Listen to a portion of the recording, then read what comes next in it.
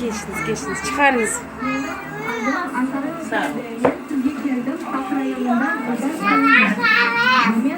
Sağ ol kızım. Gel. Karbaban dilini oku musun? Evet, yine.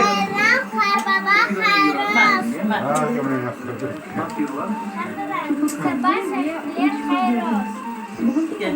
Döndürelim. Bayram şerifin mübarek olsun Nazlı.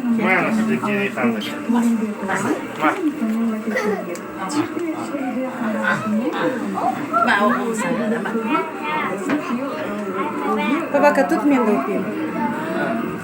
Bayram şerifiniz mübarek olsun. Sağ ol. Karbabaya da okuyayım.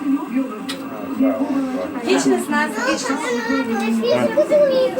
Çok da satıyorsun.